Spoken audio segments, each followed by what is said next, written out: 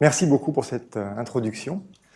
Merci beaucoup d'avoir pensé à demander à l'alimentarium si quelqu'un pouvait venir pour parler un peu de l'histoire de l'alimentation, ce qui nous fait très plaisir, déjà que des gens pensent à nous, une bonne chose. L'alimentarium, musée de l'alimentation, qui est situé à Vevey, je ne sais pas si vous connaissez, si vous y êtes allé étant enfant ou si vous y êtes retourné récemment. Voilà, moi je travaille à l'alimentarium depuis 2016. Responsable des contenus. Donc on a comme mission de parler de l'alimentation et de la nutrition humaine à travers les âges et à travers la planète, donc les différences culturelles.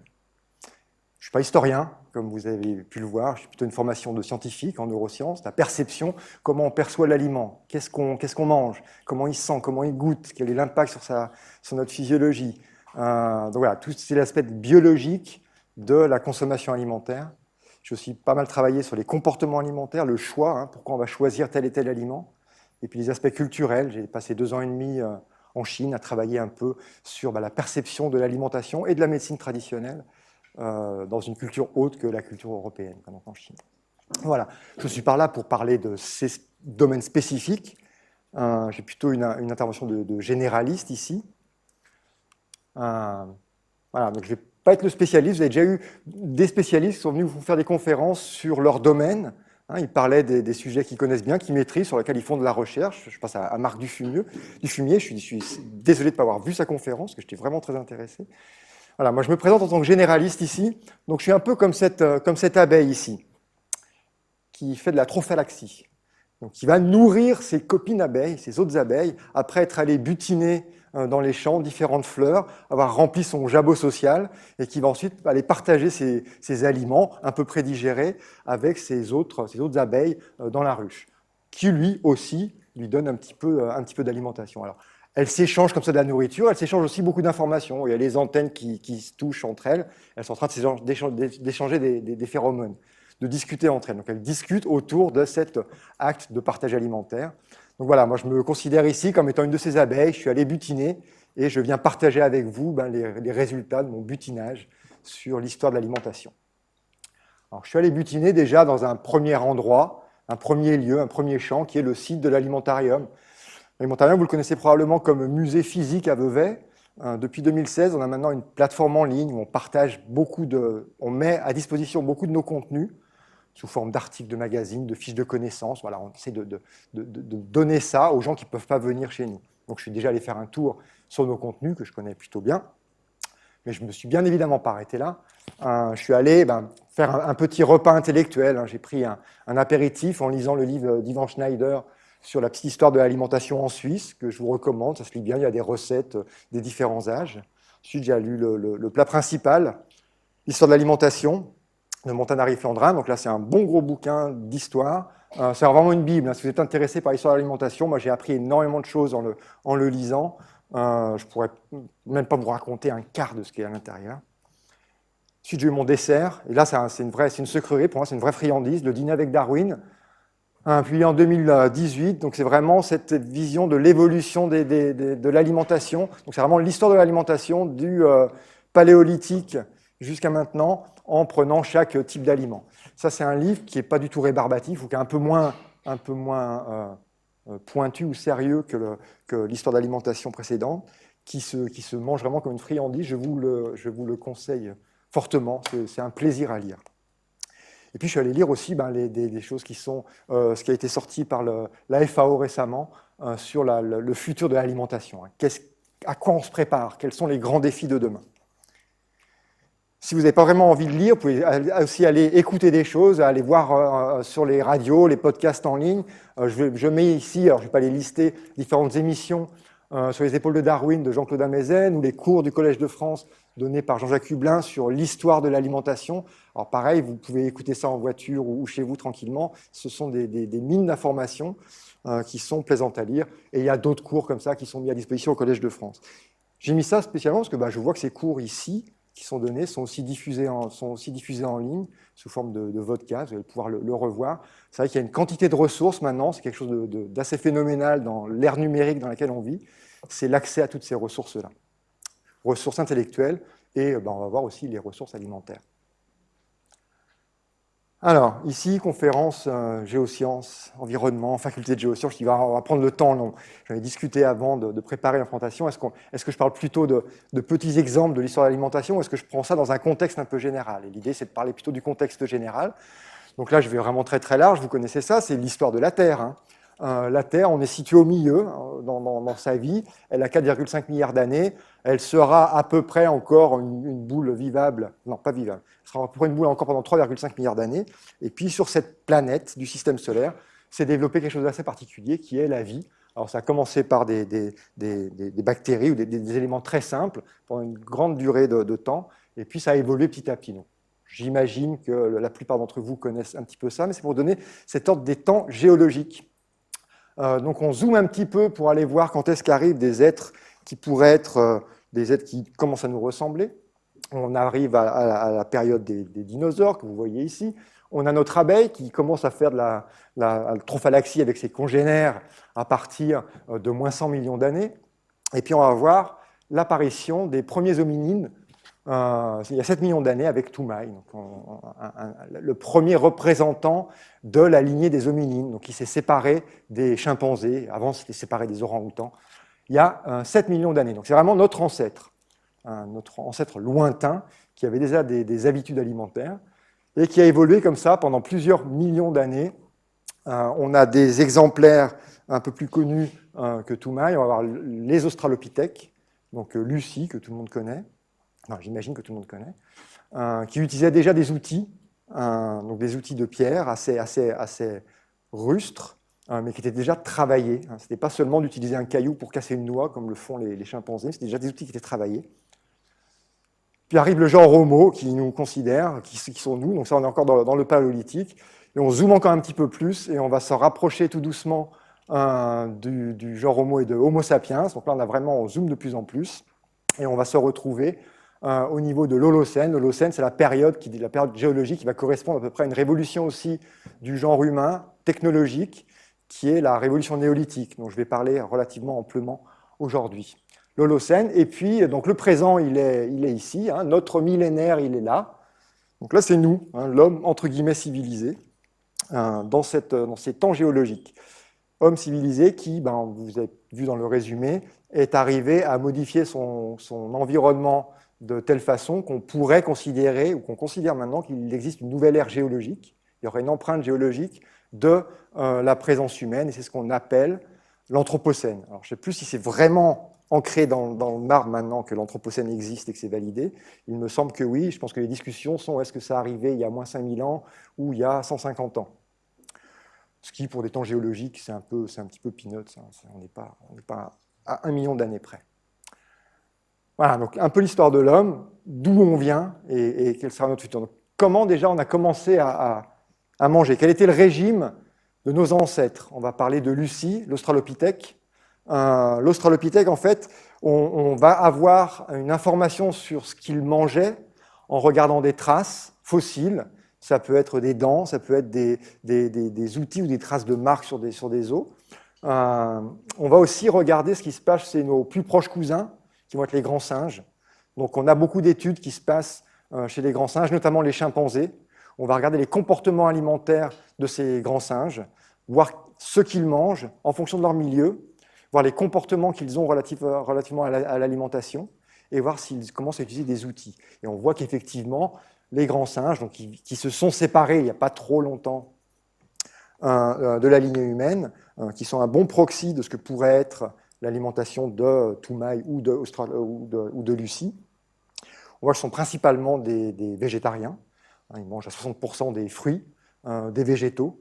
Ils vont, de manière un peu plus accessoire, consommer des insectes et puis des animaux, des petits animaux, de la viande. Il y a un comportement de chasse. Ce n'est pas seulement de l'opportunisme, c'est de chasse chez les chimpanzés, qu'on ne retrouve pas forcément chez d'autres singes, mais qu'on va retrouver chez les chimpanzés. Comportement de chasse qui se fait en groupe, donc qui organise aussi le groupe de chimpanzés. Donc il y a une première organisation sociale qui se fait, notamment avec comme objectif d'être efficace lors de la chasse, de chasser un peu en meute, en groupe, qui crée cette première organisation. Mais on a principalement une consommation de fruits, de tubercules, de racines. On va avoir l'utilisation d'outils, alors notamment chez les singes qui vivent un peu plus dans la savane et un peu moins dans dans leurs forêts, dans leurs arbres.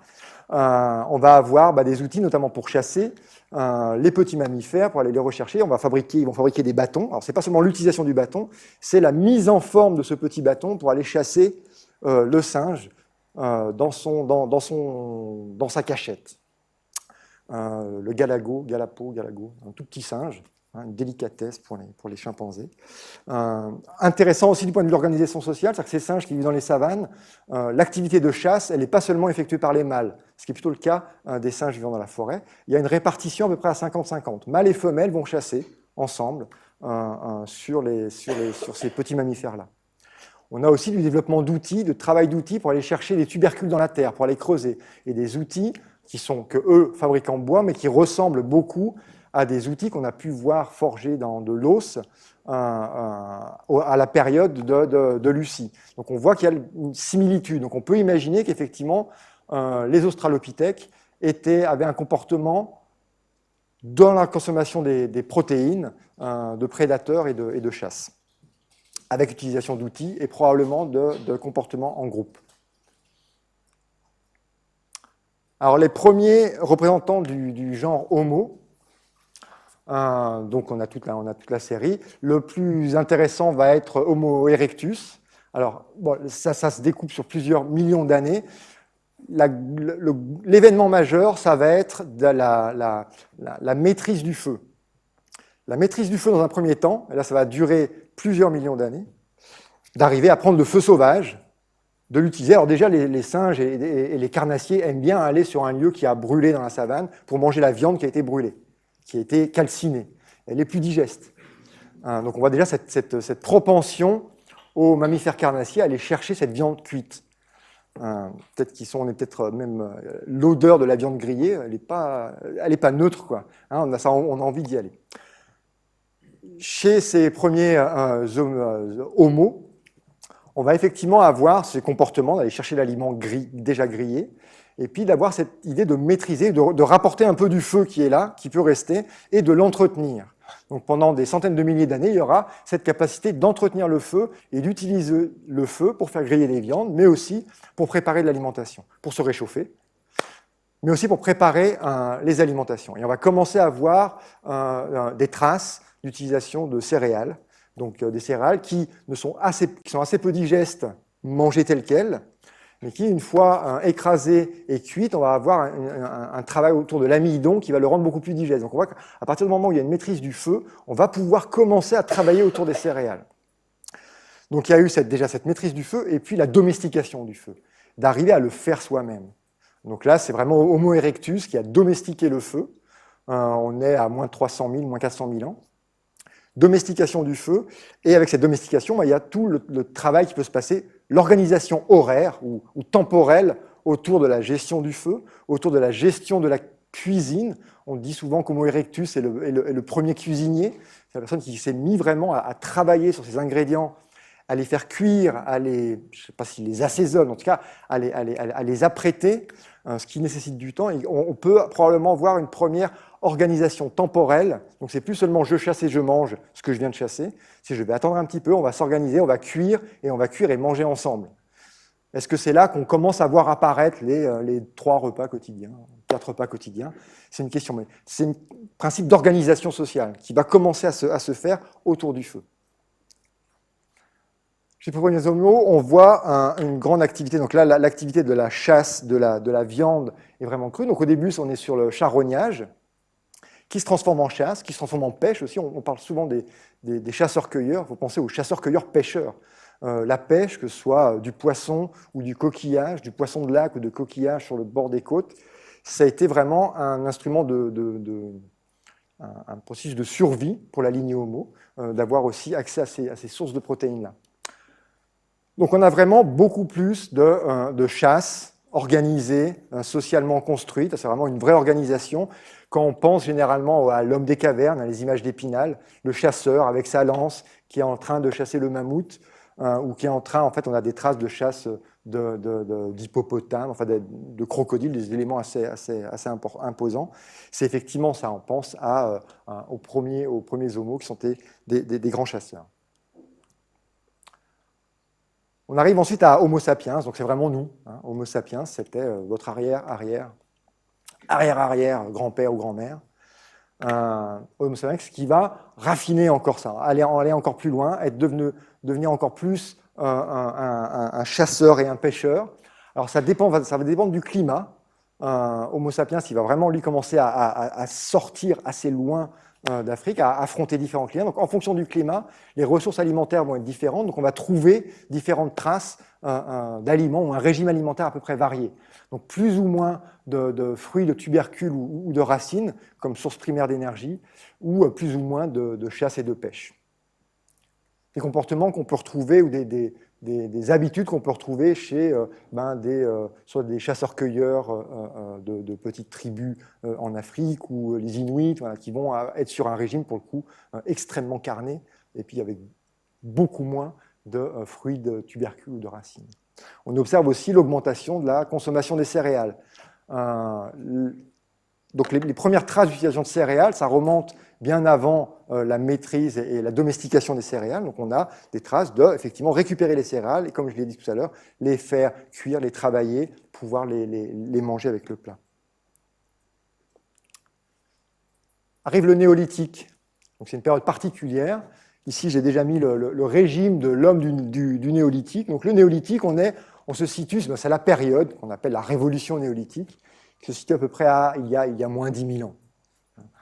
Entre moins 10 000 ans AEC et moins de 9 000. C'est vraiment une période très particulière où on voit une émergence de quelque chose assez folle, qui est la maîtrise, mais je vais en parler, de l'homme, vraiment le premier élément de maîtrise vraiment de l'homme sur son environnement. Donc on va avoir des changements très importants du point de vue du régime, avec l'apparition ou la plus grande importance prise aux céréales, les graines, les céréales, les légumineuses aussi. Avec une diminution de la viande, de la chasse, de la pêche, on va avoir cette diminution donc, de cette viande plutôt intensive qui va plus aller sur une consommation de viande issue de l'élevage. Et puis l'apparition des produits laitiers, donc, qui sera une source de protéines qui se conservent pendant longtemps, plus facilement que d'autres sources de protéines. Alors, cette révolution néolithique, donc c'était il y a à peu près 10 000 ans. On pense souvent au croissant fertile, donc c'est ce que vous voyez ici, hein, entre la Libye et la Syrie, aux alentours de la Syrie, pardon, où se sont développés, on a retrouvé des traces de blé, d'orge. En fait, il faut penser que c'est quelque chose qui est arrivé à peu près de manière simultanée. Alors, quand je dis à peu près, on est à de bons milliers d'années quand même, en Amérique centrale, en Amérique du Nord, parce que c'est le Mexique, avec l'apparition et la domestication du maïs, ou la maîtrise de la culture du maïs, et puis en Asie centrale, aussi en Asie du Sud-Est, avec le riz et le millet. Donc ces céréales-là, on va voir qu'aux alentours de moins 10 000 ans, il y a une vraie appropriation de la culture des céréales. Alors le blé et l'orge, je les trouve particulièrement intéressants. Alors là, allez sur les émissions de Jean-Claude Amezen, sur les épaules de Darwin, sur les histoires du blé et de l'orge, c'est un régal. Le blé et l'orge, donc c'est la compétition, hein, qui est arrivé en premier. Un peu. Pendant longtemps, on pensait que c'était le blé qui avait été domestiqué en premier. Ensuite arrivent des évidences comme quoi non, ça serait plutôt l'orge il y a 13 000 ans. Alors, on voit un peu cette compétition. A priori, c'est à peu près concomitant. Ce qui est intéressant, c'est que le blé et l'orge, ils servent à faire deux produits, qui sont le pain et la bière. Alors l'orge, il peut être consommé autrement que sur la bière. En tout cas, on a des traces qu'il a utilisées pour faire de la bière. On le fermente. On utilise, enfin, du moins, le Homo sapiens s'est rendu compte que finalement, cette orge, d'une certaine façon, il pouvait être fermenté. Alors les aliments fermentés, qui contiennent de l'alcool, ont un effet que vous connaissez tous. Un effet qui est déjà recherché par les singes, les grands singes, hein, qui vont manger des fruits bien mûrs, trop mûrs, qui ont déjà fermenté, donc ils vont se saouler aux fruits fermentés. Donc il y a un intérêt à consommer de l'alcool parce qu'il a cet effet un peu psychotrope. Il rend les choses un peu différentes. Donc on est sur Homo sapiens, on est sur une espèce qui a commencé à avoir des croyances, à avoir probablement des rêves, à interpréter ses rêves, à avoir des religions ou des éléments qui pourraient faire penser qu'il y a effectivement une religion, un culte des morts, de ce qui se passe après. Donc des croyances, des choses qui sont de l'ordre du virtuel, qui ne sont pas le terre-à-terre. Et l'alcool est un des produits qui permet un petit peu de d'égayer tout ça. Donc c'est un produit qui rend euphorique, qui a ses effets psychotropes et qui participe aussi à l'acte religieux. Donc vous avez eu la conférence de M. Bauer il y a quelques semaines, donc il parlait de la religion et de l'alimentation. L'alcool dans les religions est quelque chose qui est relativement important, soit comme interdit, soit comme un révélateur, soit comme un signe de vie. Donc on a la bière. Alors la bière, dans son histoire, au Moyen-Âge, ça va effectivement quelque chose qui nous entête, ça devient aussi un aliment, ça devient aussi une manière de boire de l'eau qui est saine. Quand c'est fermenté, ça a moins de chances de s'abîmer, et donc on est sur une source liquide, euphorisante certes, mais une source liquide qui est saine. Et puis on a l'autre aliment qui est le pain. Donc lui, c'est vraiment comment s'alimenter, comment tenir la journée, comment le conserver pendant un certain temps, donc en cas de entre guillemets, soit de pénurie, enfin, l'aliment vraiment qui est pour le corps. Donc on a de manière à peu près simultanée, Homo sapiens a créé, inventé ou cherché en tout cas à maîtriser la culture d'un produit qui va le nourrir, qui va nourrir son corps, un produit qui va probablement également nourrir son esprit. Ou le lien social qui va avec. Je ne sais pas s'il y avait déjà des tavernes à ce moment-là, mais en tout cas, il devait en consommer. Alors cette transition, cette révolution néolithique, c'est une transition d'un mode de chasseur-cueilleur à celui d'un fermier qui produit sa propre nourriture. Donc qui cherche à être moins dépendant de ce qui est disponible.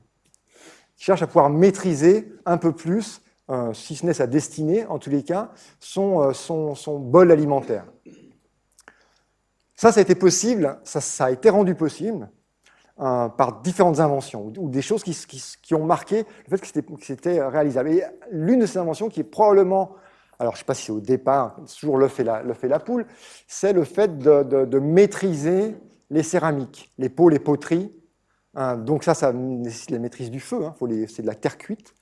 Donc maîtriser la céramique qui permet d'avoir des contenants permettant de stocker les céréales, de stocker ce qu'on a pu cultiver. Donc il y a cette notion à partir du moment où on a pu stocker les grains, on peut en produire en grande quantité, les stocker et en garder pour les temps un peu plus difficiles. Sinon, ça ne sert à rien d'en produire trop. Cette idée du stockage, c'est assez important. Et on voit que le fait d'avoir maîtrisé un outil particulier, la céramique, un objet, a permis à autoriser le fait de cultiver en grande quantité, ou en plus grande quantité. On a les outillages aussi, c'est le fait de raffiner, d'avoir la pierre polie, des outils qui sont bien plus pratiques ou plus efficaces pour la culture, que ce soit de planter, pour l'élevage, pour le travail de la viande. Et puis petit à petit, après, on va avoir la maîtrise des métaux, toujours avec le feu, toujours l'énergie qui est là, qui nous permet de maîtriser et de créer des nouveaux outils. Donc c'est l'âge du bronze, l'âge du fer. Et puis un autre élément, c'est la sélection artificielle. C'est le fait de s'être rendu compte qu'il existe des plantes dans la nature qui commençaient déjà à utiliser. Je vous ai dit, avant cette révolution néolithique, on a des traces d'utilisation de riz sauvage, de maïs sauvage, aussi le millet, le blé sauvage, le millet, le riz étaient déjà consommés. Probablement, à un moment, il y a eu cette volonté de replanter. Donc on a déjà des premiers signes de déforestation en Afrique. On voit que des feux auraient été installés, auraient été mis en place pour brûler des pans de forêt ou des pans de savane, ce qui va nourrir aussi la terre, et d'arriver à favoriser l'émergence de ces céréales. On favorise l'émergence naturelle. On fait en sorte qu'on en trouve un peu plus facilement, qu'on ait moins besoin de chasser, cueillir, de perdre son temps, entre guillemets, pour retrouver cette lit de céréales-là. Au bout d'un moment, il y a eu cette observation qui a été faite que quand les graines tombent dans le sol, il y a un plant qui repousse. Et cette idée de dire, je vais faire ce principe-là moi-même. C'est-à-dire, je vais prendre mes graines, les planter, ou faire en sorte qu'elles puissent germer, et les voir pousser. Ça nécessite d'attendre. C'est-à-dire que si je les ai mis à un endroit, il va falloir que je reste à cet endroit-là, ou au moins que j'y revienne lors de mon périple. Donc le nomadisme, déjà, commence à être un petit peu, pas mis à mal, mais je vais faire mon champ, Je vais peut-être me balader un petit peu, mais je vais y revenir. Je vais commencer à m'établir dans un endroit. Il va, il sait. Commencer à s'établir dans un endroit. Donc ça, c'était un premier élément, c'est d'arriver à maîtriser ce cycle de la pousse. Puis assez rapidement, on peut imaginer qu'ils se sont rendus compte que qu'il y a une variabilité naturelle dans le vivant, qu'il y avait des brins de blé qui étaient un peu plus beaux, notamment des brins de blé qui ne perdaient pas ses grains. Ça c'est important, c'est-à-dire que les grains ne se disséminaient pas. Le grain va rester collé, va rester accroché à l'épi de blé. On voit exactement la même chose avec le maïs. Le maïs, au départ, l'ancêtre du maïs, c'est la théosinte, et on a des grains qui vont se détacher assez facilement pour pouvoir, et ça c'est la volonté, c'est le but de la plante, pouvoir se disséminer, se reproduire. Homo sapiens, lors du néolithique, a sélectionné, a choisi seulement les brins sur lesquels les grains restaient accrochés. Ça, dans le cadre du riz, on sait que c'est dû à une mutation génétique dans le génome du riz, qui fait que le grain, finalement, il reste accroché. Ça a un avantage, c'est qu'il ne se dissémine pas. J'ai un rendement supérieur, c'est que j'ai fait planter des grains, j'arrive avec des tiges, et j'ai mes beaux grains qui restent accrochés, je peux les collecter. Il y a du travail derrière pour les décoller, hein, donc on va avoir besoin de ces ressources-là, mais au moins, je n'ai pas perdu mes grains. Et donc, il va y avoir petit à petit cette mise en place de cette sélection naturelle, cette sélection artificielle. Donc, ce n'est pas du tout la nature qui a choisi de favoriser le blé avec le grain qui colle, ou qui reste accroché à son épi. C'est une sélection artificielle, c'est l'être humain qui a décidé d'aller choisir ce qui lui était le plus favorable, ou ce qu'il trouvait le plus favorable pour son alimentation. Alors, on va voir comme ça l'évolution du blé, à partir du blé sauvage, et avec différents types de blé, différentes variétés de blé. Et puis du maïs. Donc là, moi, j'aime bien cet exemple de la théosinte. C'est vraiment le maïs. On aurait du mal à le manger comme ça, qui a été, par croisement et sélection successive, transformé dans le maïs qu'on connaît maintenant. Donc là, on a nos belles variétés. On pourrait faire de la génétique là-dessus. Et puis, à partir de 1947, donc là, on a vraiment le développement d'une espèce particulière de maïs qui sont extrêmement denses. Et alors celui-ci, le maïs, c'est vraiment la céréale qui dépend complètement de l'homme pour sa reproduction. C'est-à-dire si on ne le plante pas, les grains qui sont ici ne vont pas pouvoir se disséminer. Donc c'est la céréale qui est complètement dépendante de l'homme. Sélection artificielle. On va voir que ça évolue encore, la sélection artificielle. Et puis on a l'élevage. Donc l'élevage, on a déjà touché un mot. Donc ici, on a des moutons. L'élevage, ça a un intérêt, c'est une source de viande. Le cycle est assez lent quand même. Il faut pouvoir avoir un cycle de reproduction. Si on mange toutes les brebis qu'on a, il ne faut pas en manger trop souvent. C'est surtout une merveilleuse source de protéines sous forme de lait.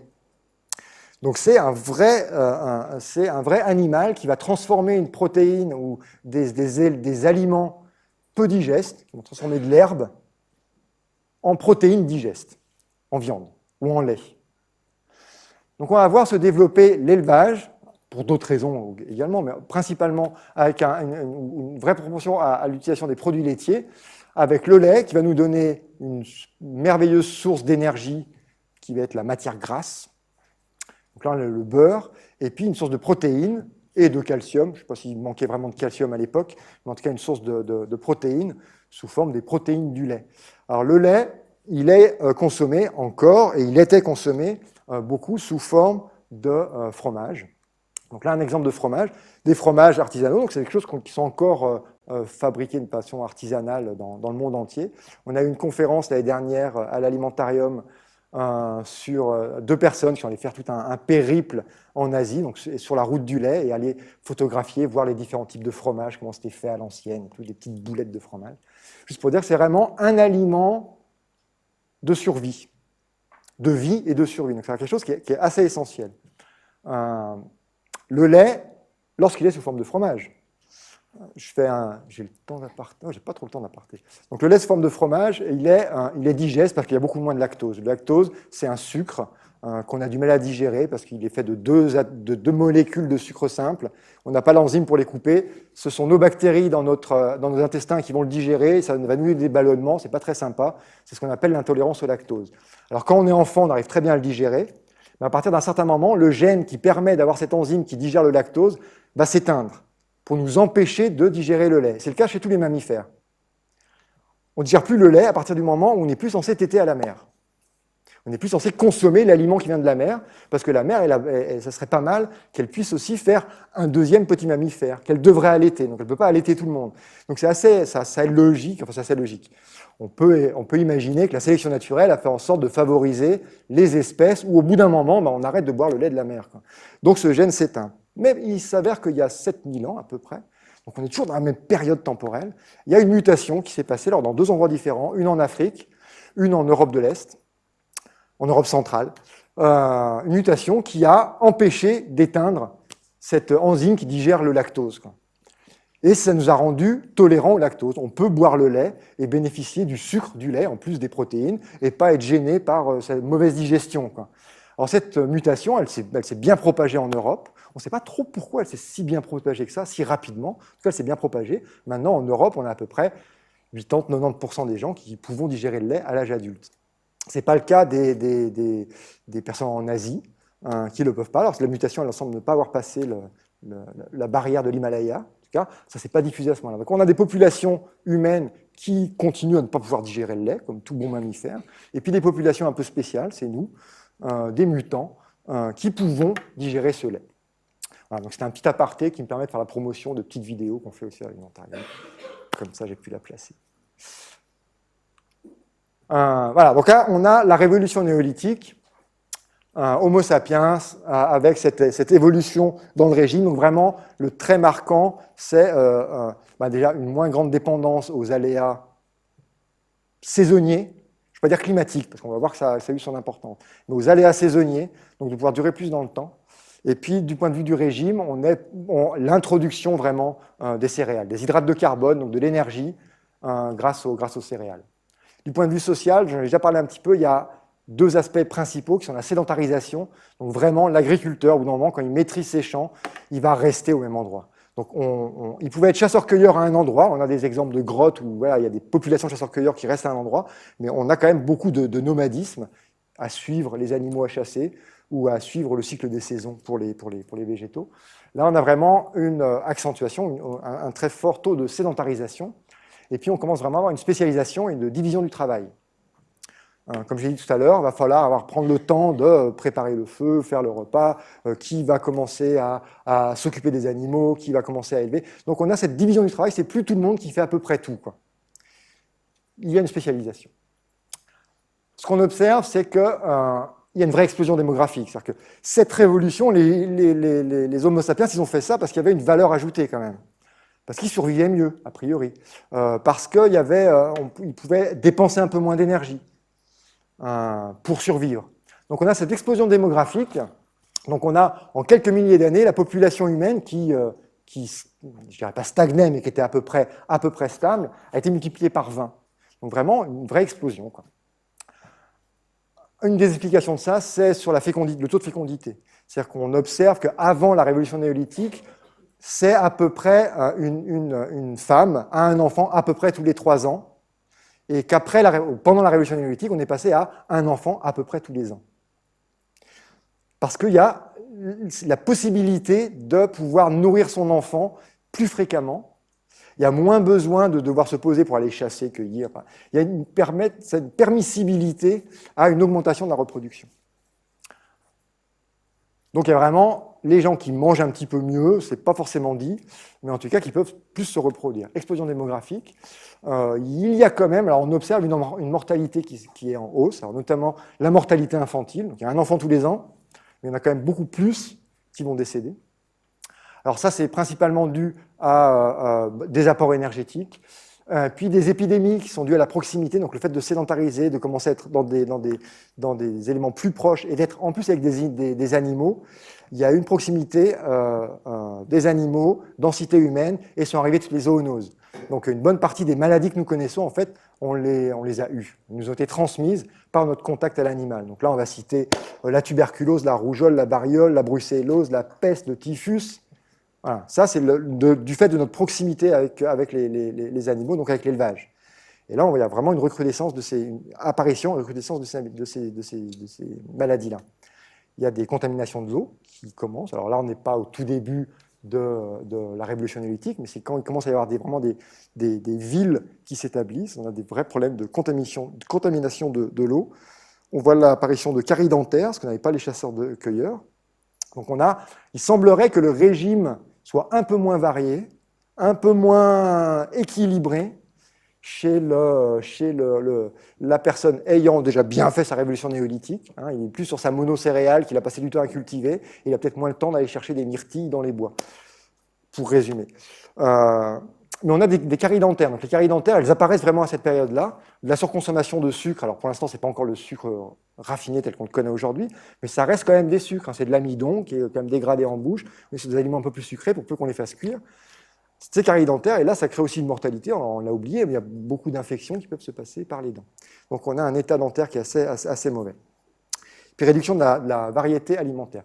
Je vais accélérer parce que ça va durer 3 heures. J'espère que je ne vous endors pas au moins. On va passer à l'Antiquité, l'époque moderne, donc des Égyptiens à il y a 200 ans, on va dire. L'Antiquité et l'époque moderne, c'est tout ça, c'est ce qu'on appelle l'histoire en fait. Je vous avais promis l'histoire de l'alimentation, je vous ai fait pour l'instant la préhistoire. En fait, je vais vous faire la préhistoire et le futur. L'histoire, c'est très intéressant. Il y a beaucoup de développement, notamment du point de vue social, les croyances, l'organisation des sociétés autour de l'alimentation. Mais en fait, il n'y a pas de gros chamboulements.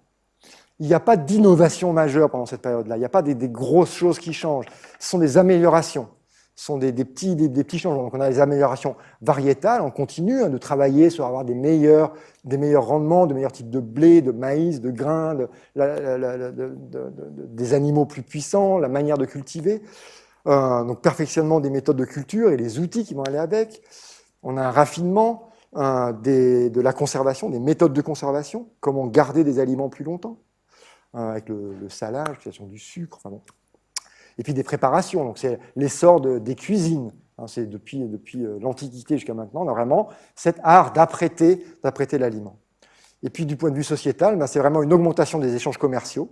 Donc on voit ce début, alors, mais déjà assez dans l'Antiquité jusqu'au XVIe, XVIIe siècle, la globalisation. On a vraiment des vrais échanges alimentaires, donc de zones de production favorisées, là où ça pousse bien, vers les zones de production moins favorisées, ou des épices, ou de ce que vous voulez. Donc on a une globalisation, des nouveaux produits, on va faire la liste, et puis une urbanisation qui continue. Donc là, les villes continuent à prendre de plus en plus de place. On est toujours sur un modèle agricole, hein, le gros de l'alimentation, le gros des personnes, des êtres humains qui existent sur la planète sont encore au champ, sont encore dans un métier agricole. Mais on a vraiment une densification de la population dans les villes, quoi. Avec un développement, alors là, on parle de spécialisation, de plus en plus de métiers spécialisés. Hein. On va avoir le boucher, le charcutier, on va avoir le boulanger, et puis on va avoir des aliments prêts à manger, donc faire en sorte que les gens dont le métier c'est de s'occuper de, fabriquer des chaussures, va quand même pouvoir manger alors qu'il ne cultive pas sa terre, donc il va avoir les échanges commerciaux, et puis on a ce presque prêt à manger. Street food, ce qu'on va retrouver aussi maintenant, ce qu'on retrouve pendant des siècles. Alors, du point de vue sociétal, j'aimerais bien juste faire cette petite aparté chez les Grecs et les Romains. Donc il y a la cuisine, et puis on va avoir une projection de croyances, ou de qui nous sommes versus qui ils sont. Qui sont nos ennemis, qui nous sommes nous. Donc ce côté identitaire face à la cuisine, face à ce que l'on mange, quelque chose qui est très fort, qui reste encore très fort, qui nous imprègne. Et là, chez les Grecs et chez les Romains, on a cette idée de l'importance de la convivialité. Donc j'ai remis cette phrase de Plutarque. Nous ne nous asseyons pas à table pour manger, mais pour manger ensemble. L'important, c'est d'être ensemble parce que nous sommes civilisés et conviviaux. Et les marques, les aliments phares, ce qui ne veut pas dire que ce soit ce qu'ils mangent principalement, ça va être le pain, le vin et l'huile. Donc des choses qui ne poussent pas comme ça tout seul. Il va falloir la civilisation pour avoir le pain, le vin et l'huile. Ce sont des produits transformés. Et qui permet de l'opposer aux barbares. Alors, les barbares, c'est les gens un peu plus du Nord, généralement, qui, eux, sont plus basés sur le besoin, d'après les Romains, et puis qui basent leur alimentation encore beaucoup sur la chasse, la cueillette, et puis ils n'ont pas l'huile d'olive, ils vont utiliser plutôt les huiles animales, comme le beurre. Moi, j'aime juste ce clin d'œil, c'est qu'on est en plein rideau de Rochety à ce niveau-là, c'est-à-dire qu'il y a la cuisine à l'huile, et puis la cuisine au beurre ou au saindoux, avec le monde roman, et puis les alémaniques. Quand on parle de globalisation, donc il y a quelque chose qui s'est passé quand même aux alentours de 1492, c'est la découverte pour les Européens de toute la richesse qu'il y avait dans les Amériques. Alors, on dit on a découvert le chocolat. Non, il a été découvert il y a bien avant, le chocolat, ou le maïs. En tout cas, il a été importé en Europe. Donc, on a une quantité d'aliments qui ont été comme ça découverts pour nous et importés en Europe et qui vont finalement se retrouver globalisés. Alors, je ne vais pas tous les lister. Il y a beaucoup de végétaux. Point de vue animal, on a la dinde. L'urbanisation, on va avoir une accentuation des différences entre modèles urbain et rural, entre les classes sociales. Nécessité de produire plus entraîne un défrichement intensif. Donc là, en Europe, du Moyen-Âge jusqu'à pratiquement au XVIIIe siècle, jusqu'au XXe siècle, il y a un vrai déboisement, un vrai défrichement. On perd beaucoup des forêts primaires européennes.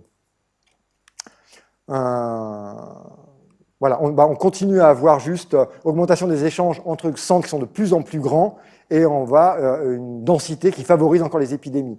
Donc du point de vue de la nourriture, c'est quand même des périodes où il y a de grandes famines. Chaque siècle est jalonné par de grandes famines qui sont dues aux aléas climatiques, qui sont dues aux guerres, qui sont dues, mais vraiment on n'a pas encore une bonne maîtrise de cette ressource alimentaire. On a une population qui continue à croître. Donc, sujet aux famines, ce que je viens de dire, variation saisonnière, épidémie, conflit, puis de plus grandes épidémies, ou des épidémies qui, là, impactent beaucoup plus de personnes, quoi. La grande peste, c'est un tiers de l'Europe. Donc, on multiplie grosso modo, on est par 10 la population, ou par 5, la population au cours de 1 à 2 millénaires. Donc, on se retrouve avec cette époque moderne. Donc, quel est le régime de l'homme de l'époque moderne ? Ce qui est à peu près celui qu'on a maintenant, on va avoir un retour, une accentuation à peu près stable du point de vue de la viande, des produits laitiers sont augmentés, on a une légère diminution des céréales du point de vue purement énergétique au profit des sucres plus simples. Donc là, c'est surtout à la fin de l'ère moderne, on est surtout au 18, enfin, ça dépend pour les classes sociales, mais 19e, 20e siècle. Maintenant, les sucres simples, vous avez déjà entendu parler, c'est probablement un vrai problème, c'est un vrai problème de santé publique. Donc on a la fin de l'époque moderne que je mettrais, moi, particulièrement, un endroit particulier, c'est la fin du XVIIIe siècle. C'est les Lumières. Donc, c'est pour ça que j'ai mis ici l'encyclopédie de Diderot.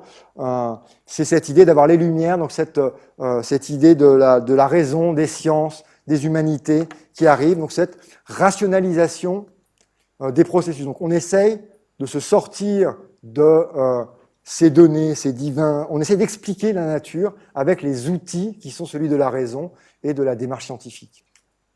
En essayant de dissocier ce qui est de l'ordre de la croyance de ce qui est de l'ordre du fait. Ça a commencé évidemment avant le XVIIIe siècle, mais on voit un vrai essor, ce qu'on appelle la période des Lumières, à la fin du XVIIIe, début XIXe, jusqu'à maintenant. Donc là, on a un livre qui fait l'apologie des Lumières, qui est sorti en 2018, de Stephen Pinker, sur le triomphe des Lumières, pourquoi il faut les défendre, qui peut être largement discuté, mais en tout cas, voilà, on a cette... Donc on a vraiment sur ce qui va être l'étincelle de ce qu'on appelle la révolution industrielle. Alors, elle est industrielle parce que dans les faits, on a vu l'industrie se développer, qui existait relativement peu, elle s'est vraiment massifiée au 19e, au 20e siècle. Pour moi, c'est une révolution principalement dans les connaissances, une révolution qui est à la fois médicale et industrielle. Médicale parce qu'on va voir l'impact, c'est-à-dire qu'on arrivait à maîtriser un peu mieux, en comprenant un peu mieux les règles du vivant. Donc là, j'ai pu vous mettre des noms, parce qu'au néolithique, c'est difficile de savoir qui a inventé le feu. Là, pour le coup, on commence à avoir une trace des grandes inventions ou des changements majeurs. Donc j'ai juste noté la génétique, comprendre comment se passe cette hérédité, qu'est-ce qui explique que j'ai pu sélectionner mes grains de maïs, qu'est-ce qui explique que je peux sélectionner mes animaux, et quelles sont les règles qui sont derrière, avec derrière une règle, un jeu de compréhension amené par Darwin sur l'évolution des espèces. Donc tout cet aspect-là. On a, alors, à mes yeux, la plus grande révolution, c'est la révolution de la médecine, avec Pasteur, Claude Bernard, je suis obligé de le mentionner, parce que j'ai quand même fait mon doctorat à l'université Claude Bernard, l'invention de la médecine expérimentale, on va dire. Alexandre Fleming, donc les antibiotiques.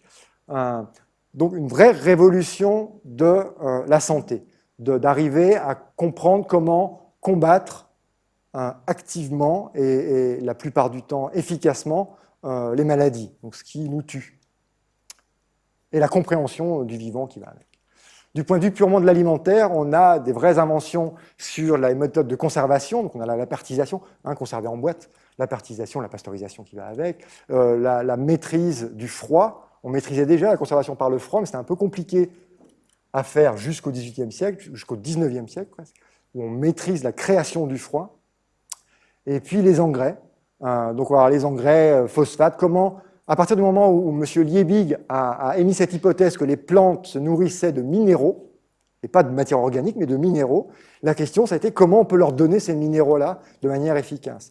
Donc là, ils ont travaillé, ils ont trouvé des solutions. Donc on a les engrais phosphatés avec John Laws, et puis on a les engrais plutôt à base d'azote avec Fritz Haber, qui a d'autres choses.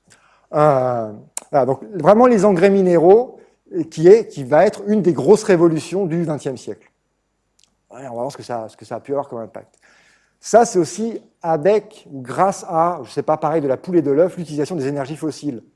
D'avoir une énergie qui soit pratiquement intarissable, extrêmement utile. Alors, ça a commencé par le charbon, et on est arrivé au pétrole. Donc, alors, ces énergies fossiles qui servent une vraie main-d'œuvre, c'est-à-dire qui donne vraiment de l'énergie. On n'est plus sur l'énergie animale qu'il faut nourrir, on est sur quelque chose qui nous est donné, quoi. C'est magique quand même. Donc une vraie source d'énergie. Ça a vraiment contribué à la fois à une partie de ces inventions-là, et aussi à tout le développement de la chimie qui va derrière, de l'énergie, du mouvement, des déplacements, de l'urbanisation, de la globalisation. On y va et on y passe. Donc une révolution énergétique. Alors cette révolution, ces lumières, on va en voir. Donc j'ai récupéré ça de ces petites photos de Sciences Po, est-ce que c'était mieux avant? C'était pas forcément mieux avant. En tout cas, sur beaucoup de critères du développement humain, on peut pas dire que c'était mieux avant. Donc on a, à partir des Lumières, vraiment une diminution des mortalités infantiles, de la mortalité maternelle, ça c'est drastique, l'espérance de vie qui croît, les maladies qui sont éradiquées, donc j'ai mis ici la variole, on voit la pauvreté qui diminue, la scolarisation qui augmente, donc on peut se permettre de passer un peu plus de temps sur le banc de l'école parce qu'on n'a pas besoin d'aller cultiver ou de passer trop de temps dans les champs. Donc, en conséquence aussi, l'illettrisme, les niveaux d'études, enfin tout ça augmente, et puis on a une augmentation de la sécurité sanitaire des aliments, donc il y a beaucoup moins de problèmes, tout va beaucoup mieux en tant qu'espèce humaine dans sa petite planète. Voilà. Je ne vais pas vous faire un dessin sur ce que va être la suite. Voilà. Il y a une vraie révolution qui se passe du point de vue de l'humanité. Cette révolution, ça a encore généré un boom démographique. Donc on est là vraiment sur une explosion démographique. Tout à l'heure, on était en échelle log. Là, on n'est pas en échelle log, mais c'est vraiment... on double le nombre d'habitants sur Terre ici en moins d'une vie. En fait, j'ai mis ce graphique-là parce que depuis que je suis né, grosso modo, on est 2 fois plus sur la planète. Je suis un peu vieux, certes, mais voilà, on a vraiment doublé. C'est-à-dire qu'on a mis toute la population qui existait déjà sur Terre en 1960, on l'a mis en plus d'elle-même, de 60 à 2015. Donc il y a vraiment un accroissement de cette population qui est extrêmement importante. Donc ici, 1960-2017, 2 fois 4, et là, ce qu'on a pu voir des développements technologiques a permis de nourrir ces personnes en plus. On a eu, alors dans ce cadre-là, alors j'ai pris l'exemple du maïs, mais grosso modo la production alimentaire a été multipliée par 4. Donc on a à peu près un doublement de la population et un quadruplement de la production alimentaire sur cette période-là. J'ai pris le maïs parce qu'il sert à la fois à nourrir des animaux, à nourrir des hommes, à faire aussi plus tardivement, à faire des biofuels. Tout ça, donc on a produit plus de nourriture qu'on a mis à disposition pour des coûts de moins en moins chers. Donc vraiment, la machine du rationnel et de la logique et de comment on fait que les processus marchent mieux s'est mis à plein gaz sur le problème alimentaire et est arrivé à produire à peu près pour tout le monde, je mets les guillemets, beaucoup plus qu'avant, et pour beaucoup moins cher. Donc ici, on a la proportion du budget des ménages en Suisse, qui en 1900, pour l'alimentation, les ménages dépensaient 50% de leurs revenus à peu près sur l'alimentation en 1900, et c'est passé à 6% maintenant. Il reste toujours des gens qui sont dénutris, il reste des gens qui souffrent de la faim dans le monde, donc là on a des données qui sont globales. Ce chiffre en valeur absolue, il décroît. En pourcentage, il décroît aussi. Mais il en reste encore une grande quantité qui souffrent de dénutrition. Et ce qu'on a pu observer depuis une cinquantaine d'années, c'est une bonne partie de la population qui souffre de surnutrition. Surnutrition, souvent alliée avec de la malnutrition, c'est-à-dire qu'ils mangent trop, et en mangeant trop, mangent trop mal. Donc on voit qu'il y a quelque chose qui s'est passé qui ne va pas forcément très bien. Sachant que tout va quand même très vite. Bam, bam, bam, pourquoi j'ai ça en double? Et puis, donc, tout ça, ça s'est fait aussi avec, j'ai juste mis ce graphique-là, parce que je suis tout rigolo, sur cette globalisation. On voit que l'alimentation, il y a des échanges qui sont de partout. Ça voyage dans tous les sens, qui produit quoi et qui l'envoie à qui. Cette augmentation de la production, ça a été fait en partie par l'augmentation des surfaces cultivées, à peu près pour moitié. En tout cas, sur les 15 dernières années, c'est vraiment ça.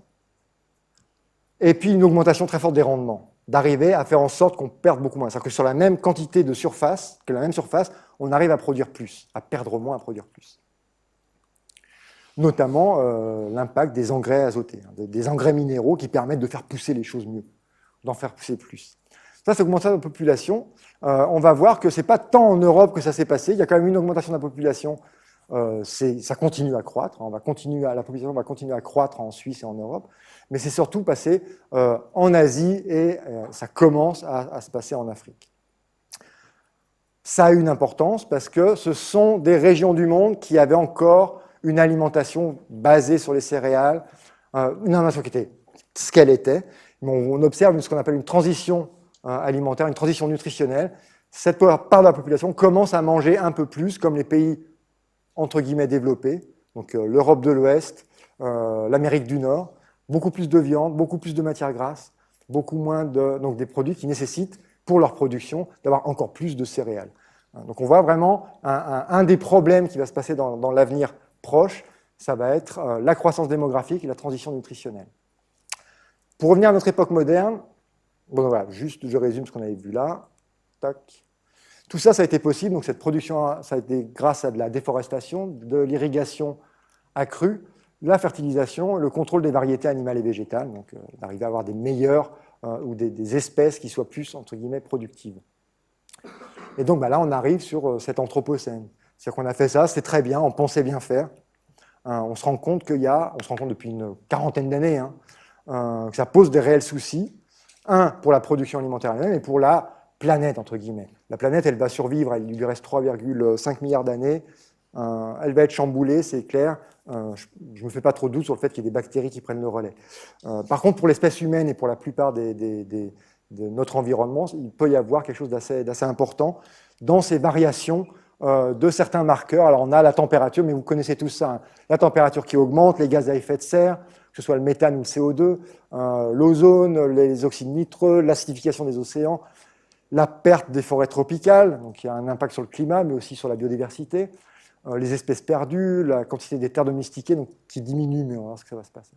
Et c'est ça qu'on appelle l'anthropocène, c'est le fait d'avoir vraiment, d'une manière assez brutale, un changement très important qui en amène qu'on pourrait tracer du point de vue géologique. On va avoir des traces dans des millions d'années de ce qui s'est passé au XXe et XXIe siècle. On va voir qu'effectivement, il y a eu quelque chose qui s'est passé au niveau du CO2 dans l'air, au niveau de la température du climat. Donc, il y a quelque chose qui est effectivement un vrai défi, quoi. Je vais juste préciser ça, mais vous êtes au courant. Tout ce qu'on produit, donc de manière très efficace, on y arrive très bien, on en perd quand même un tiers. Donc on perd un tiers de notre alimentation. Donc une des solutions qui est souvent mise en avant, et on va brièvement en parler, c'est effectivement de faire en sorte de ne plus perdre un tiers de l'alimentation que l'on produit. D'arriver à minimiser ces pertes. On perdra toujours un petit peu, on peut pas, enfin, j'ose pas rêver, quoi. Mais au moins d'avoir une vraie efficacité dans ce sens-là, c'est-à-dire qu'il n'y ait plus de pertes, que tout puisse être réutilisé. Alors ça va de ne pas jeter à la poubelle ou de faire un compost avec nos épluchures de légumes, comme de transformer le fruit un peu abîmé en une purée ou en une compote, ou, non, je ne vais pas le dire, ou en un aliment ultra transformé. Enfin bon, en tous les cas, on a des pertes qui sont bien trop importantes. Juste pour la Suisse, les pertes chaque année, c'est de l'ordre de 2 millions de tonnes. 2 millions de tonnes, j'ai juste me suis amusé à faire le calcul, ça correspondrait à prendre 1200 camions et les mettre les uns à la suite de l'autre. Donc chaque année, vous avez une suite de 1200 camions. 1200 camions, c'est la distance entre Genève et Madrid. Vous avez un bouchon de camions rempli de nos déchets alimentaires ou de ce qu'on a perdu, soit dans les champs, soit lors de la production, soit parce qu'on l'a mis à la poubelle. Et ça, c'est pour la Suisse. Alors ça, c'est là où on était. Maintenant, c'est ce qui va nous arriver. On va continuer à avoir une croissance démographique. Donc d'ici 25 ans, 2050, on va rajouter encore 40% de la population. Donc on rajoute la population de la Terre de 1960, on la rajoute à ce qu'on est maintenant. Même si, j'ai juste mis ça, ça ralentit, c'est-à-dire qu'on voit que le taux de fécondité, on voit que la croissance démographique, alors ça c'est des projections, donc on apprend avec des pincettes, mais il y aura un petit plateau quand même. Est-ce qu'effectivement on a tendance à plus être à un taux de fécondité d'un enfant par femme par an? Effectivement, en tout cas en Europe de l'Ouest, c'est plus le cas, clairement. La fécondité reste assez élevée encore dans certains pays sous pression, on va être en Afrique subsaharienne. Grosso modo, on a quand même un déclin. Il n'empêche que ça ne va pas s'arrêter tout de suite. On va être encore nombreux. Et donc, quels vont être là? On a augmenté de 40% la population. Quels vont être les besoins alimentaires de cette population qui arrive en plus? Est-ce que ça va être juste 40%? Ça correspond à leur augmentation du nombre? Ou est-ce qu'on va être plutôt dans l'ordre de 50, 60, 80, 100%? Notamment si on considère qu'il va y avoir de plus en plus de consommation de protéines animales, qui, pour une bonne partie d'entre elles, vont nécessiter d'avoir de la protéine végétale pour être nourries.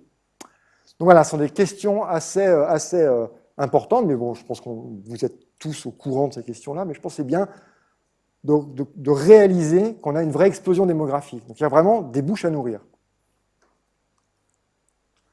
Alors, c'est pas nouveau, hein, et il n'y a pas juste 3 personnes dans la salle qui s'intéressent à ces questions-là. Donc là, on a la FAO, c'est un moment que les gens réfléchissent à quel va être l'avenir de l'alimentation, qu'est-ce qu'on doit mettre en place, qu'est-ce qu'on peut mettre en place.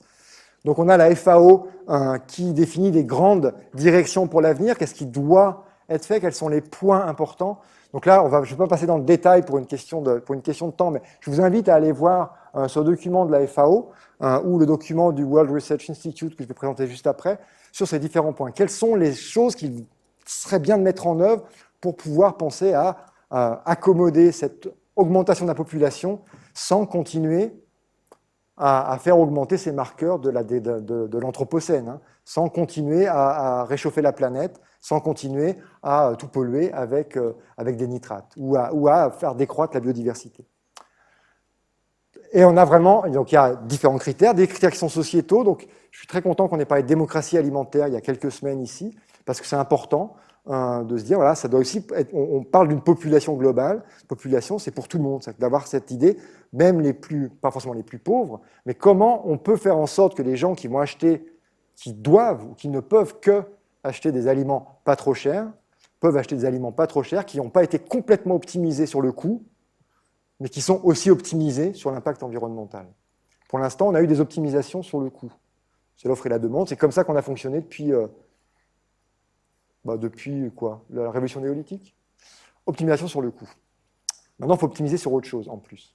Donc, on a différents éléments. Un des gros éléments, c'est la productivité agricole. C'est qu'on ne va pas pouvoir utiliser plus de surface. Il va falloir minimiser, essayer de réduire l'augmentation de la surface qu'on va devoir utiliser pour nourrir les gens.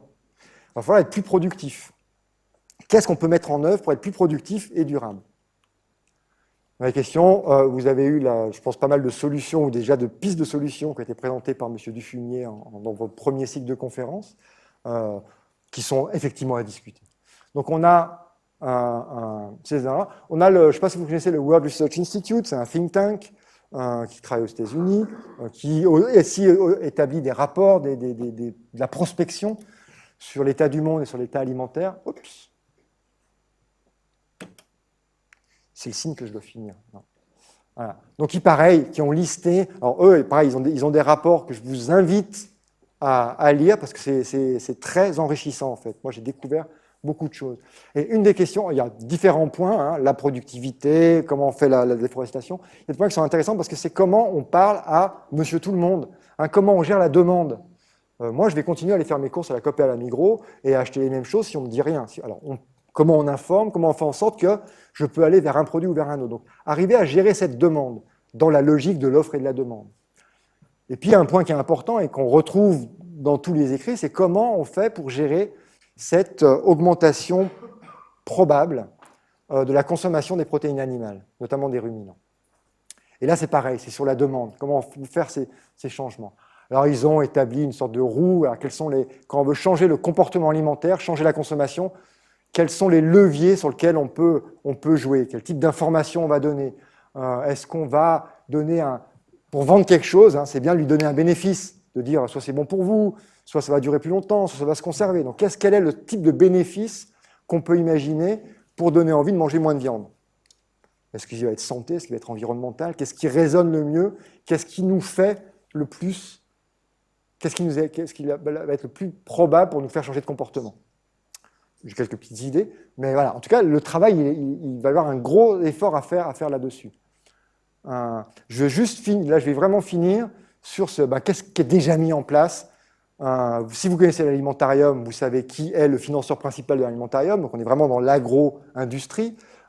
Comment l'agro-industrie peut commencer à mettre en place ces raisonnements-là. Donc, c'est à travailler sur, alors, c'est pas que l'agro-industrie qui fait ça, sur ce cycle de vie des produits. Donc, comprendre quel est le cycle de vie. Où se passe quoi? Alors, c'est quelque chose qui a été fait pendant des siècles pour comprendre où je fais mon argent et où je perds de l'argent. On optimise le processus de la fabrication sur le modèle de l'offre et de la demande capitaliste, hein, où on ne prend pas ces externalités qui sont la nature, la planète, partant du principe qu'elles sont toujours disponibles. Donc, il y a une optimisation qui a été faite sur ce principe-là. Maintenant, ce qu'il faut, c'est que l'optimisation elle se fasse aussi sur ce principe-là, mais en prenant en compte les impacts environnementaux. Alors ici, j'ai juste mis le CO2 parce que je pense que le danger majeur, ça va être l'augmentation de la température sur la planète, donc les gaz à effet de serre et compagnie, mais également sur l'eau. Donc là, c'est plus sur vraiment la survie de l'homme ou les conflits que ça peut apporter. Donc voilà, cette idée de faire ces analyses de cycle de vie, de voir où la production alimentaire, mais quelle qu'elle soit, hein, ça peut être soit dans l'agro-industrie, soit chez l'artisan, soit comprendre où c'est qu'on a un impact le plus fort et comment on peut faire pour réduire. Donc mettre dans l'équation monétaire l'équation environnementale. Donc qu'est-ce qu'il faut comme chose pour inciter l'industrie agroalimentaire ou le monde économique à prendre en compte la charge environnementale? C'est une bonne question. Ça peut être des réglementations, ça peut être aussi les consommateurs qui vont faire une demande qui vont dire mais moi je n'achèterai plus ça même s'il n'est pas cher parce qu'il n'est pas environnementally friendly, quoi. Donc on voit ces différentes forces d'influence en jeu et on est sur ce jeu des influences. L'époque moderne, je voulais juste finir parce que l'époque moderne, c'est quand même intéressant de finir sur ce qu'il faudrait que ce soit dans le futur. Donc là j'ai rajouté quand même dans les innovations majeures, hein, on avait le feu, hein, j'ai rajouté, on va dire, la technologie, hein, la chimie, les engrais. Dans le futur, il faudrait plutôt que le régime de l'homme moderne dans l'Anthropocène ressemble à ça, qu'on soit un peu plus, qu'on réduise complètement les sucres simples, qu'on soit plus sur de la graine, de la céréale, du végétal, un peu moins de viande. Ça correspond en fait complètement aux recommandations nutritionnelles qui nous sont données par les instituts de nutrition, alors quels qu'ils soient, que ce soit l'OMS comme Nutrition Suisse, comme PNNS en France, sur quel est le régime qu'il faudra adopter, à la fois pour être nutritionnellement en bonne santé, mais on voit qu'en fait, ça correspond à être relativement responsable du point de vue j'aime pas dire de la planète, mais de l'environnement. Voilà, quel sera l'avenir? Quelles implications sur l'alimentation d'Anthropocène? Alors, on a deux scénarios. Moi, j'aime bien le cinéma, j'aime bien la science-fiction. J'ai juste choisi Soleil Vert. Donc, Soleil Vert, si vous n'avez pas vu le film, je vous conseille de le voir. Je ne pense pas que ça a peut-être un peu vieilli dans le style, pas dans le fond. On a une très bonne source de protéines dans Soleil Vert. Je vous spoil pas le reste. En tout cas, la société, elle n'est pas très rigolote. Et puis, on a un film ici de Disney. Donc, c'est du Disney, quoi. À la poursuite de demain, c'est une utopie, c'est ce qu'on aimerait probablement vouloir être. Donc, c'est gentillet. Voilà, on est dans ces deux scénarios. On sera probablement quelque chose entre deux. J'ose espérer qu'on soit, en tous les cas, si on n'est pas là, mais on est presque trop mièvre, qu'on ne soit pas ici. Voilà, donc quelle va être notre alimentation dans l'Anthropocène? Sur ce, je vous remercie, j'ai beaucoup débordé, mais je serai heureux de prendre des questions et d'ouvrir la discussion avec vous.